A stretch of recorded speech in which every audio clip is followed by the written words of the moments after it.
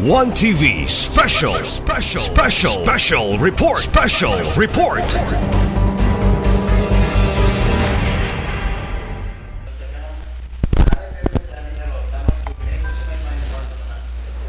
Oh, you're referring sa Balitsihan? June 8, Rataman. Di, hapit na siya. Aga na renew. Tayo na siguro mag-renew. Oh. Ugay na kaya sila ga-start. Layo bang piyesta rin. Antog, gumpang pista, murin nyo na po sila balik. Di na nairon nyo. Harap-harapan na kaya ng dalan. Din. Dagang nagreklamo ba? Ano anta?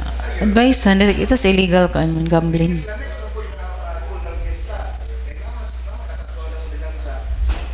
Illegal gambling, magin na. This is illegal gambling. How about, Madam Chair, how about mag-resolution na lang po tayo requesting na dili na i-renew ang kuhan kay labi na sa reason nga rampant na kayo. Pwede. O kay, lagi Madam Chair, CBPA 289 ulok kay Puto. Diligid kayo ka na rin mura sa. Ang mga motor, kita din mo. May kung nang okay na. Wala po yung okay ba Wala tao. Sige, so any motion?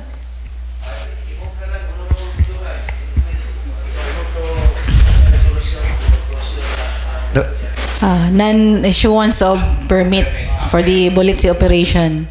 Sige, is on joint? That's a joint? Okay, on joint sponsorship. Any objection? Clarification lang, non-issuance sa kanang hantod-hantod or kanang ugnay pista dool na musyo tag-permit sa ila kay klaro ato lang okay, non-issuance except on allowed sa celebration of the municipality. Ano na lang. Okay, so no objection, comments? Okay, hearing none. Okay, motion is approved.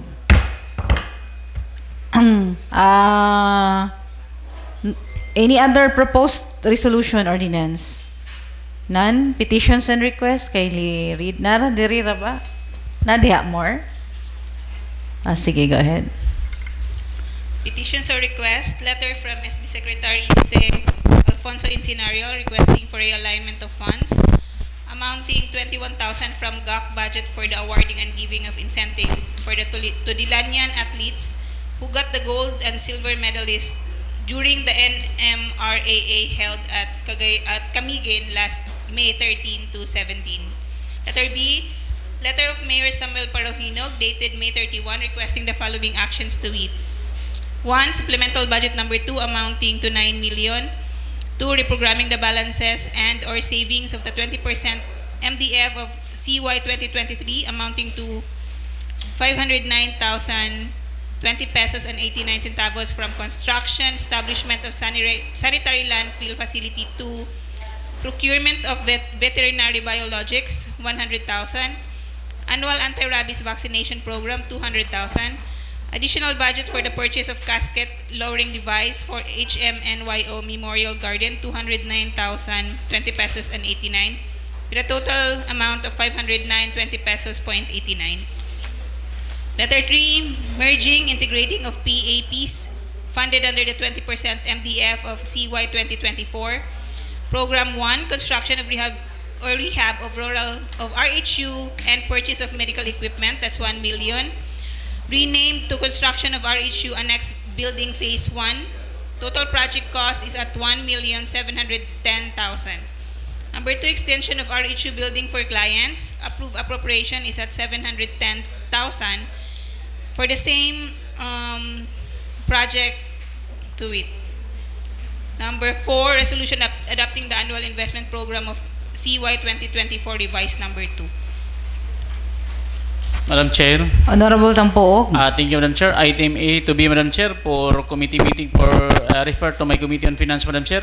Schedule on committee meeting will be on Thursday, Madam Chair, 1 o'clock in the afternoon. Second, Madam Chair. Okay, seconded. Remarks, comments, objections? Okay, hearing none. Motion is approved.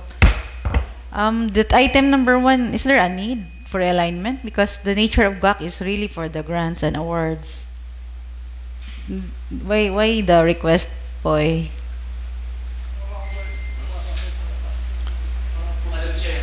Wala tay kwarta? I mean, the GAC na kwarta, di ba? Na kwarta ang GAC.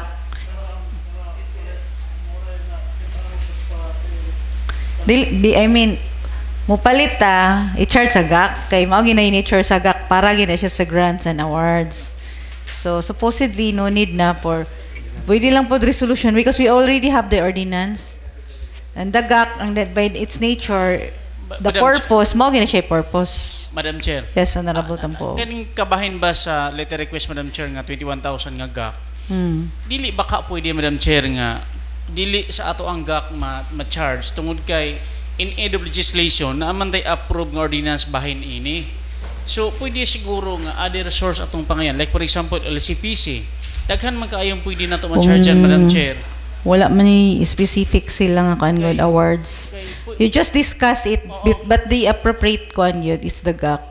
It's either the GAC of mayor if he has an allocation or our GAC. Okay. Amo lang So, ipatawag you decide na lang. Pero dili na siya kinahanglan mag-realign. Sa ako na by experience, no need na for realignment. So amo lang iklaro, Madam Chair, sa Thursday ka. And then except sige, you discuss still with the committee, except those to be granted to katubang non-qualified katong athletes nga dila sa ordinance nga nalimtan sa ordinance like the group, no, pwede to siya ani kuan Honorable Tampo og ma-appeal sa iyong kuan by a resolution lang siguro. Noted, Madam Chair.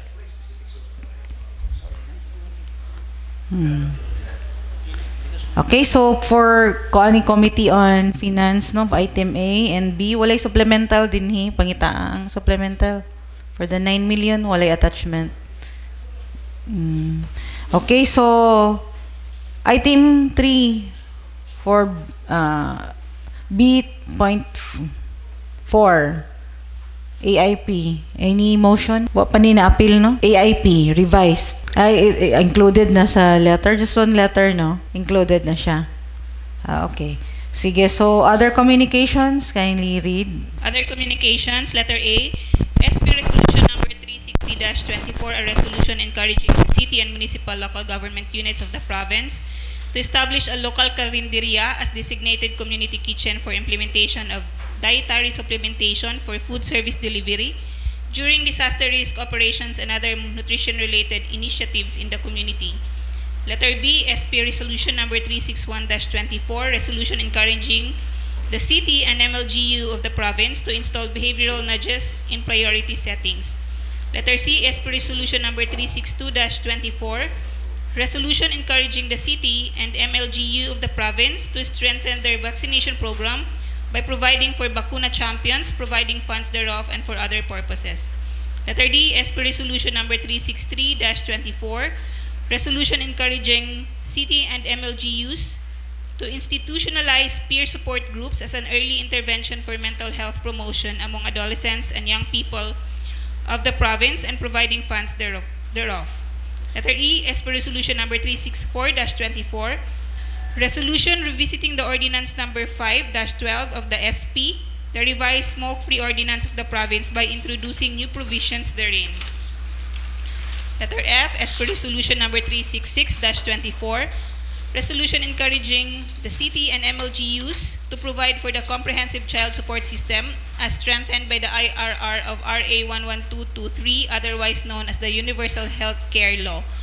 Letter G, SP Resolution number 395-24, resolution approving the Municipal Ordinance number 23-30 of the SB Tudela, an ordinance creating the position of Administrative Assistant 4, Bookbinder 4, Salary Grade 10, item number 13, under the Office of the MPDC, and Administrative Assistant 4, Bookbinder 4, SG 10, item number 7 of the LCR of this municipality and integrating the same to its organizational structure and staffing pattern. Okay. Honorable Mixdon.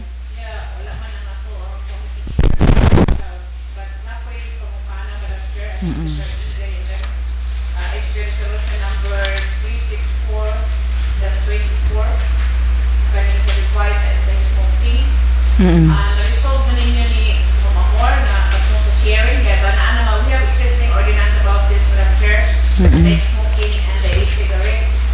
Pero, ano mo ko dito nga, katong mga texter na to galing Madam Chair nga may informer, na may sharing. So, mani ang ilang ikaw na ni Madam Chair nga, patungkol diya sa sharing, magkuhan ba? Pero wala mang good ang present sa theory lang, wala man nila ma-invite ang nag-treasury which is sila eligible anang sa sharing on niya. Kaya basin ba o kita po na noon nagputang ka nila niya o maabot kay ang tinang penalty sa sulod na sa atong naresibo na sa LGU. So yun mo huwag yung mahimo dito sa atong extern.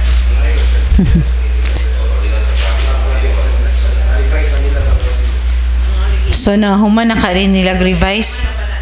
Pero ang ato is we also have our own smoking ordinance. Yes. Mga lang siguro taog copy from the province aning na-revise nila aning. And then afterwards pwede ito i-adapt or i-revise po ito ang smoking ordinance para mo kuan sila mo aligned and then plus katong ka doktora pod nga gi-request. So tayo vape na naman to dito. E-cigarette itong title ito niya gi. Ang term.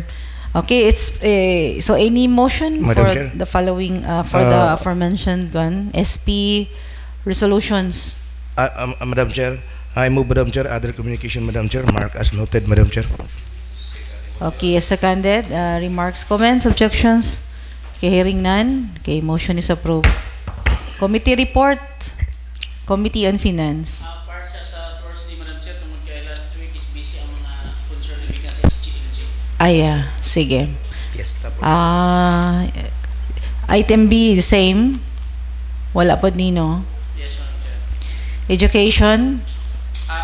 Madam Chair, Yes. Kining item B, Madam Chair, is kung ano siya, Madam Chair, pending pa gina siya kay unang-una ibalik na to ni sa Exicom and then wala pa po yun si Mayor pending lang sa ni kay wala pa endorsement ang Barangay Council sa Tunggo kabahin sa gipangayo nga mga requirements sa LGU.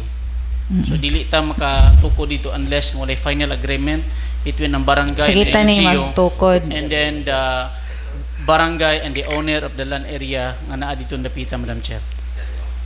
Okay. Back to Mr. Secretary, back to Mayor's Office ning request. Honorable, comment, Honorable Maganti.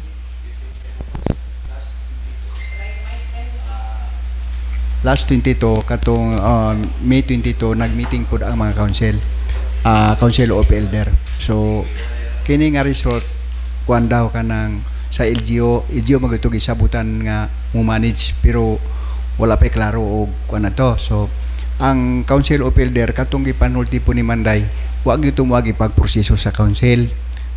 Kay niriya ka council nga nagbutan siya sa katubitong presented mga present wa mo agi proseso. Dayon ikaduha ang comment nila dito kinahanglan isaktong kasabutan kay sustainability man dugay hantud-hantud man ang resort. So katupon mga nag-comment po to sa tagya sa mga yuta nga to sa daplin nga kisaktong yun kasabutan kay ang LGU kuno aw kana kunong mga kapitan mga barangay captain moagi ramang kuno kinahanglan magpabilin gyud kuno ang mua hantud-hantud kay ang suba sige makunong kagas mana siya ana isulti kanto ra, Madam Chair. Sige, okay na. Noted na. Honorable Maganti. So, naman ang MOA na. Ay MOA draft? Wala. Wala pa, Madam Chair.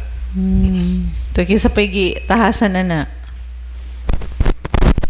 Sa MOA.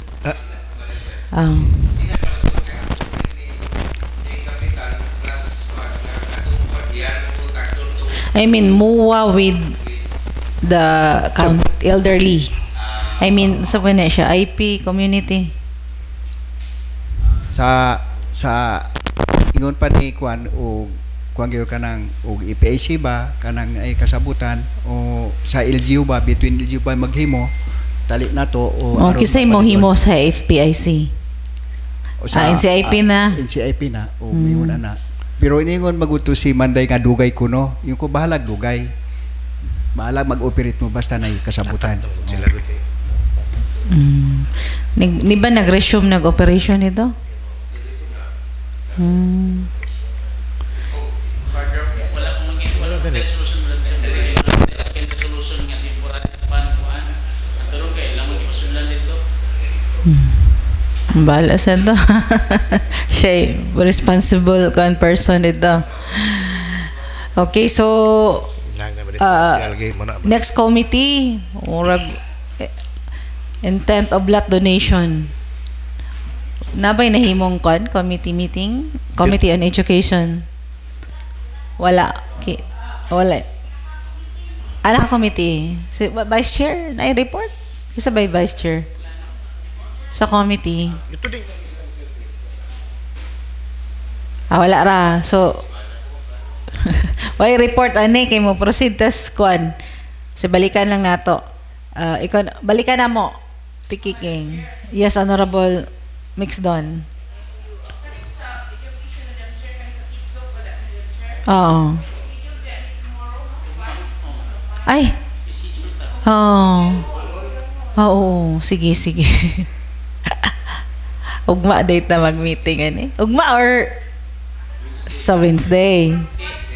Mangutaan na Madam Chair kung nakapadala pa ta og notice kay basin kung wala po ta mag-schedule ta ugma wala mo nakapadala og invitation sa mga taga DepEd katong ilang legal. Sila na siguro ma-invite no. Ang DepEd palig i-remind more. Kung mas mayo na si attorney Portasyon.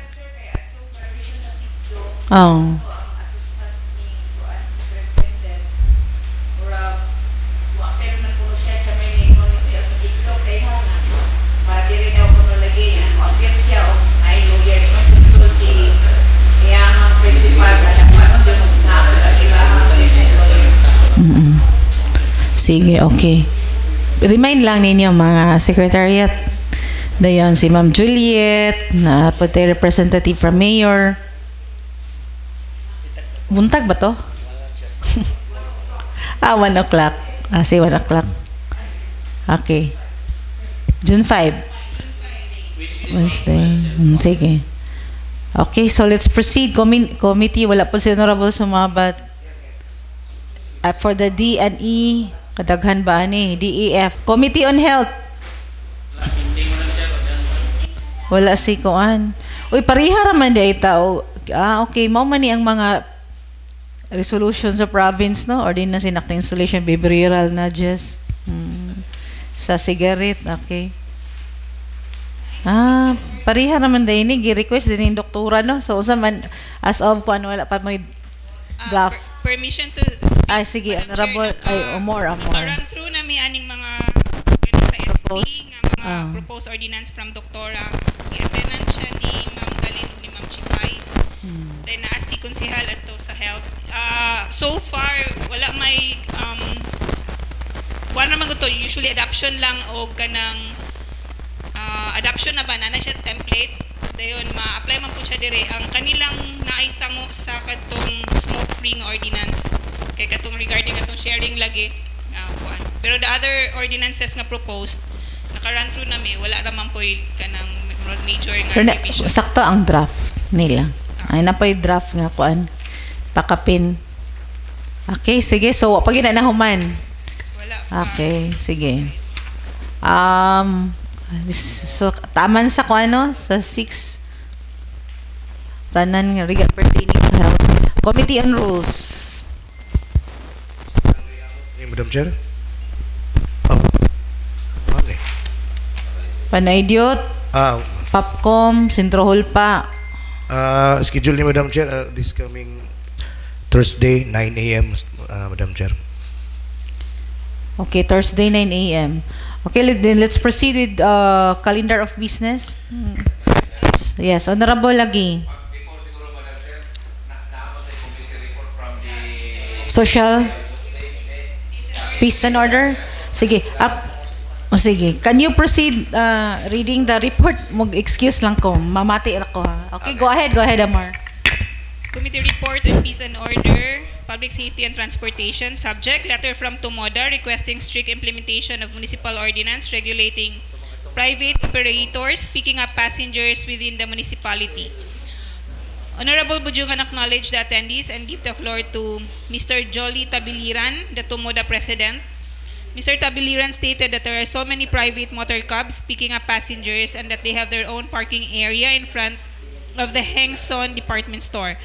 As president of the organization, I went to Mayor Sam and he suggested that I will write a letter addressing Honorable Bujungan and Honorable Estanio to address the problem. Honorable Bujungan asked Mr. Ligid for an update of the renewed franchise. If there are any vacant slots, we will give it to the private motor cab because they probably want to get a number but it is already fully occupied. Mr. Ligid answered that as of today, out of 300 slots, only 93 complied with the permit. Last year, 253 were renewed.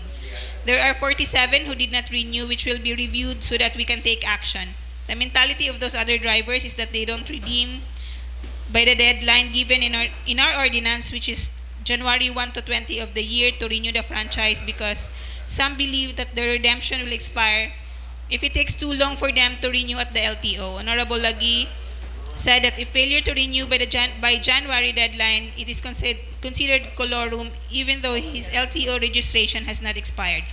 Honorable Bujungan suggested to Mr. Ligid that we will strictly implement the color coding and they must change the body color to red and failure to comply will not be renewed.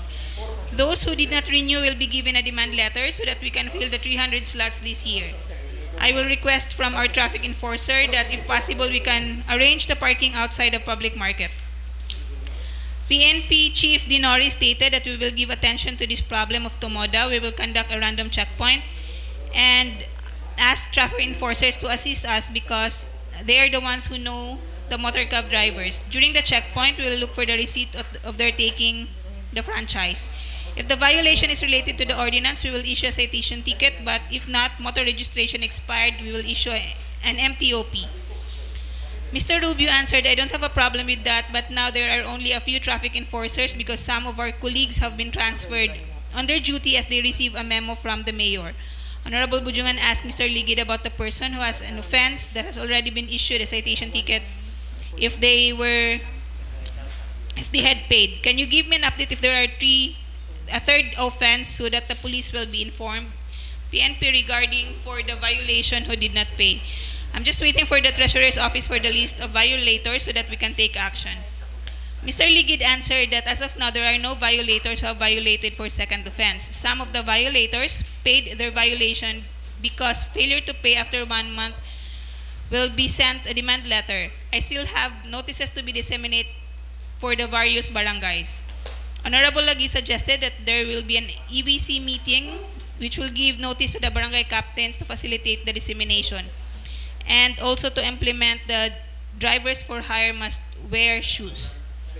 Findings, renewed franchise this year is 93 out of 300. Every January 220 will secure the permit. Color coding is not implemented based on the ordinance. Drivers for hire are not wearing shoes and traffic enforcer lacks recommendation.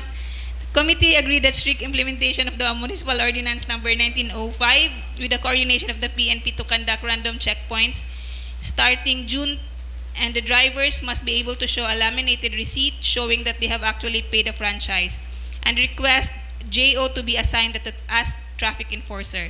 By July of this year, the 300 slots will be fully occupied and the committee agreed to have a monthly meeting to update the peace and order in our municipality. Next agenda was the CCTV for the municipality findings. Some installers cut wires that connects in the streets, which is why the CCTV does not work. There are 9 CCTVs which are functional out of 18 on the highway. There are 22 CCTV around the LGU building and Municipal Plaza which are all functional. At the public market, all CCTVs are not functional because of the reconstruction of the building and there was no in charge for the monitoring.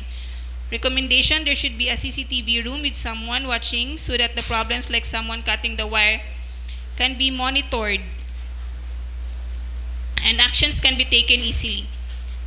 The PNP recommended that if someone requests or requests monitoring the CCTV footage, they must be accompanied by a PNP investigator, and the person who get the video must not post it on social media.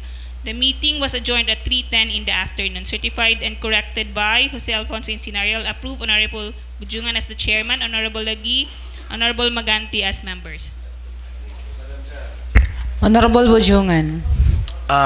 Last Saturday ni attend ako itong ilahang monthly meeting anang tumuda. Tapos ako na ning gipaabot ning ilahang kuan kaning complain nila. Tapos naisgutan naman namo ni sa among committee meeting. Tapos ang ila lang kuan ang ila lang hangyo pod kanang uban nga wala maka kuha na member nila. Wala pa ka renew sa ilang permit kay gali 330 ba to? Ako gayto giingnan nga kanang 330 niyo o mapinaltihan mo 330 na lay kulang. Munang maningkamot mo nga ma-renew ginyo na kay kuluro mangyapon mo kung wala mo ka kuan, wala mo ka renew sa inyong permit kaning MTOP. Muna nga karon naman attend mo pug meeting to si Dorting nga binya mo man to sa traffic enforcer nga kuan presidente diha sa merkado karon nga week magkandak sila dakop pero murag iyalang pong giingon nga unahon gyud nila ng mga kanang kolorom kanang mga private sidecars mo ilang unahog pandakop mo na kato ganing gipabot po nako kanang ilahang uniform nga ilahang suoton gina kay naman sila uniform nga Monday, Tuesday, Thursday ug Friday bali 3 days ang wala sila uniform mo na panahon nga pagpagwapo sila. Tapos magsapatos gid sila bawal magsaliko kay kuan dili pod presentable kung magsaliko mamasayro uban magtsinilas raman ilan magsapatos. Tapos ang gistorya de pong Dorteng request niya nga katong atubangan sa kuan front seat sa passenger butangan po kunog number kay ug wala ka bantay kung palalitan ang pasayro palitan ay nalimtan nga yang gamit sa sidecar at least nakita daw nila tong number sa sidecar dali nila matiman-an kung naka-display po nang akong giingnan po sila nga naman mo ID sa inyong kuan sa inyong organisasyon sa tumuda i-display siguro na nila ilang ID kay pareho nang uban nga ako makita nga naka-display ginang ilang ID ang ngalan naka-display pero maayo po tong gi-suggest ni Dorte nga butangan gyud po og plate kanang body number dire sa sulod sa compartment aning passenger kay ro makita pud sa pasayro dali nila madumduman kung unsay malimtan nila maka-report din sila. Nya mo na to nagkasinabot nami mo tanan nga unsay among nagahisgutan ato nagahisgutan re tanan karon na hisgutan sa committee ako napaabot na dito tanan. O nya karong next month July first week siguro kay ako manggiingnan po si Eric ani regarding aning 93 pa ang naka-renew sa permit Sa 2024. sa 300 out of 300 93 2024. pa sa MTOP nakakuha dia munang akong giingnan sila nga kay mangdakop lagi ta last year na ay 47 nga wala ka renew atong last year bali sa out of 300 253 ra ang naka-renew. So akong giingnan si Eric kung unsay buhaton siya magpadala daw sila og demand letter tapos kung walay aksyon katong 47 nga wala ma-renew ihatag to sa kanang nakolorom karon nga willing pod mo lukat og permit. Okay. Mo Madam Chair tapos okay naman po sila basta karong first week of July magpa-tawag na po kog meeting aron ma-update nako kung unsay nanghimo. Ora to Madam Chair. Sige, okay. If necessary, amen na totong kuan, ordinance nga nagbutangan bitag yung mga striktong kuan like example pagsita o walay dalang nga taripa kuan na siya kanabang violation na siya sa ordinance kay aron magsuota nagtaripa niya katog yung way ikapakita dili gid siya rehistrado no o example lang na ba nga ibutang actual na po na doon dito or secondly butang ba dito og wa siya kanang iyang magbiyay-biyaying private maingom nang akong parente akong pamilya yeah, sige pangayon na to birth certificate or unsang connection ninyo. Kung wala ipakita, diretso dayon og penalty. Sa mga inana ba butang dito kay daghan mo gagay palusot. Ako po naisgutan tong dili gid sila mamili og pasayro kay ang uban napay mamili. Tapos magpa presyo pod bisag sa mga gabi pareho ra gyud pod ang rate nila. Gawas lag siguro sa boton o pakyawon depende na sa ilang sabot basta importante nga walay reklamo magsinabtanay ang driver o ang pasayro.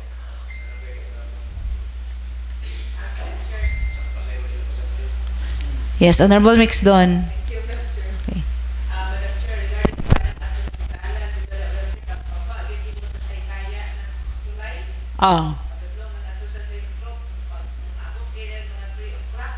Taga na kayo. Okay. Tuwa dito galabok-labok ang ano. Asa bang designated karon?